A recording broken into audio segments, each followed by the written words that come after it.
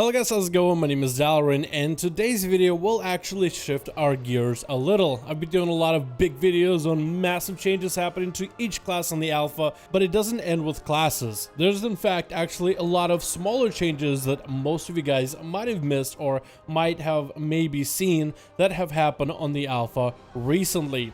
I've been streaming the alpha and people have always been pointing out to me small things that are different that the alpha has compared to live, and I'm spending so much time on the alpha. Small things, small changes in the alpha are kind of just starting to become normal, kind of like how NPCs interact with you on this new expansion or some of the other changes overall in the game. So today I want to highlight these things. There's a good chance you guys might have seen some of them, most of them, or all of them, but I want to point out things that my chat keeps pointing out to me that are small for the alpha but are actually kind of awesome. So the first bit of change we're going to take a look at is just how NPCs interact with you. Well, sorta, kinda. Now, Blizzard did add, I believe it was either Ending of Legion into Battle for Azeroth, the possibility for your character to actually have your head swivel when you are facing or looking at somebody, which was weird at first because normally our characters are kind of just stoically looking forward. So to see our characters actually moving our heads left and right and tracking whoever we're targeting was kind of weird, but actually kind of cool. Well, Blizzard took it a step further in this expansion, and this isn't something that's revolutionary that you have never seen before.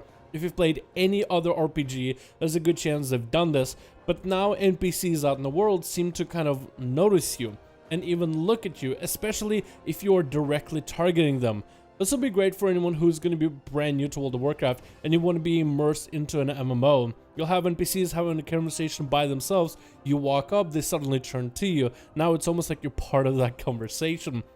And when you have certain NPCs that you are specifically targeting, like let's say a vendor at a bar or maybe some sort of a blacksmith who's busy hammering down some pieces of plate armor for future customers, they'll actually face you, they'll look at you, they will acknowledge that your character is there when you're directly targeting them or interacting with them, which I think is going to be really cool, especially for anyone who is going to take this game maybe with a whole new slow, steady leveling, with a whole revamp, and just read the quest lines and really explore and try to get immersed all over again into World of Warcraft. This is just one of the small things that was added for the sake of immersion.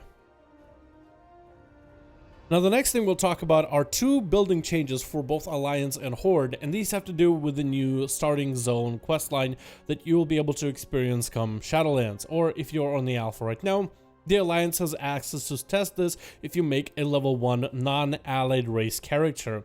So there's two buildings that have been repurposed over on the Shadowlands, and there's a good chance other buildings might get similar treatment. Essentially, there are two buildings. One in the Alliance Old Town, where you would have the warrior and the hunter trainer, has now been repurposed to be a full class trainer building.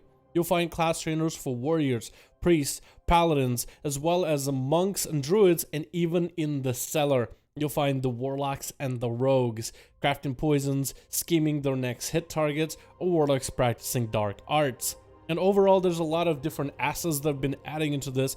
Some things came from maybe Legion Order Hall stuff, other things maybe some items and books and decorations that came from other expansions, but these changes breathed life into this small building that you would think is inconsequential.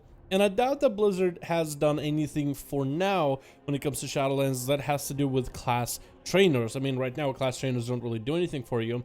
And if you interact with them in those buildings, they'll just tell you what each spec does and how they are different with their own flavored text to them. But maybe Blizzard will incorporate reasons for you to go back to your class trainer, maybe to learn certain abilities, to have small class quests, maybe something in the future, because this is a pretty big overhaul.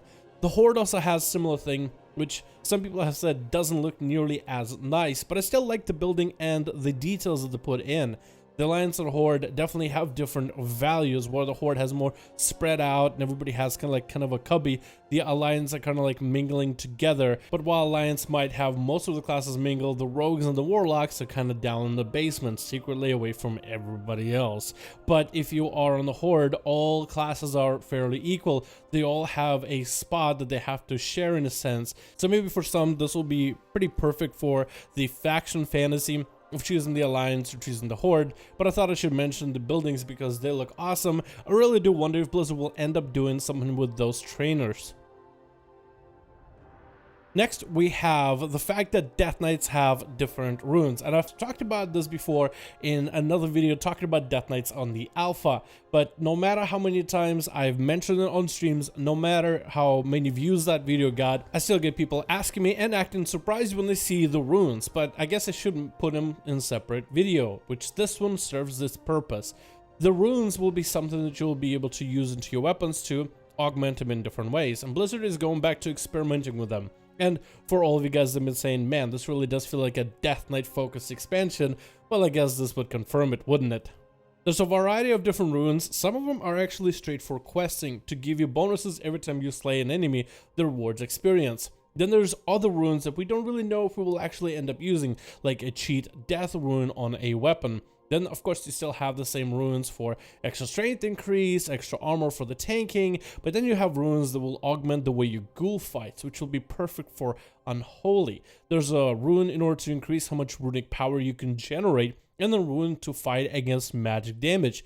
I can definitely imagine a Frost Death Knight or Unholy or Blood DK having multiple weapons and swap into them depending which rune they need. If you're about to fall in battle, swap to the cheat death rune, then go back to an offensive playstyle. Or maybe if you got a mage cutting you from a distance, swap to the magic redirection rune and try to hold on and bolster yourself while you're getting pelted with frost bolts.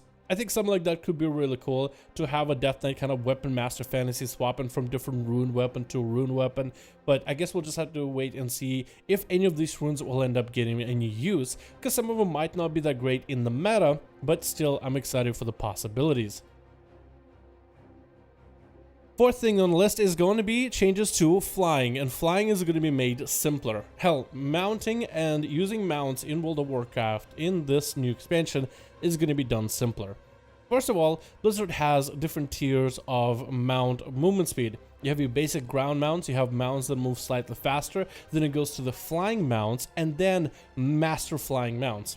Instead of having to buy like a second tier and a third tier of flying, you'll simply be able to, with enough gold at high enough level, buy the best possible flying then and there, saving you a ton of gold, especially if you have a bunch of ults that you're trying to get to flying.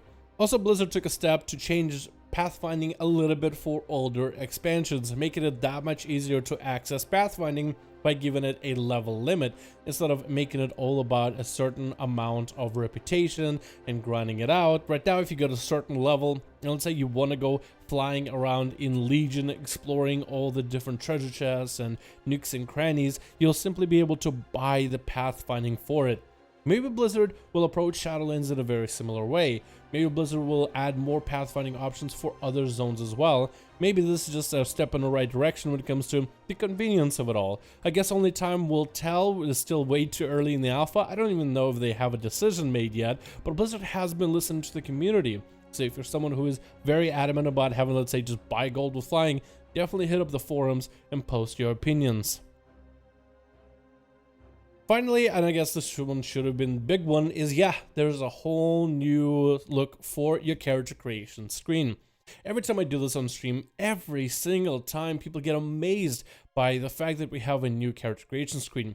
There's a good chance majority of you guys have seen this, but I swear to you, every time I make a character, there's someone who comments about, wait, is this new? Is this awesome? Wait, hold on. Can you make this character? Can you make that character? What kind of settings do you have? Right now in the alpha, we don't have all the customization features available yet. Blizzard has been releasing them little by little, and sometimes you might be able to randomize a character and you'll be able to get a specific haircut or a specific look that you would normally not be able to get in the actual character creation screen with all the sliders properly managing it.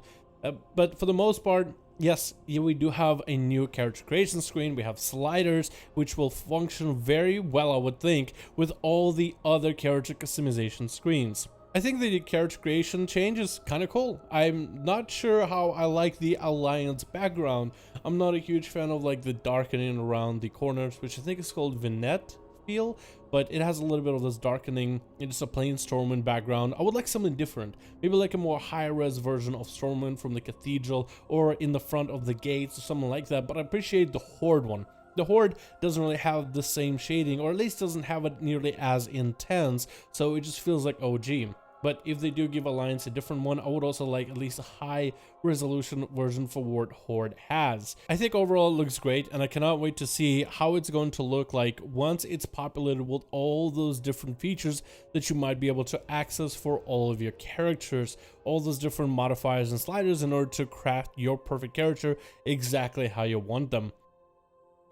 Thank you guys so much for watching this video. I do hope you guys enjoyed. Let me know which one of those small but awesome changes that is your favorite for Shadowlands Alpha. Which ones of them do you like the most, or if any of them you don't like for any reason. I'd like to hear your guys' thoughts in the comments. But thank you guys so much for watching. I hope you guys enjoyed. This video was a bit of a breather for my crazy schedule, but I hope you liked it either way. Back to the regular long format videos afterwards. Thank you all so much for watching. I'll see all of you in the next one.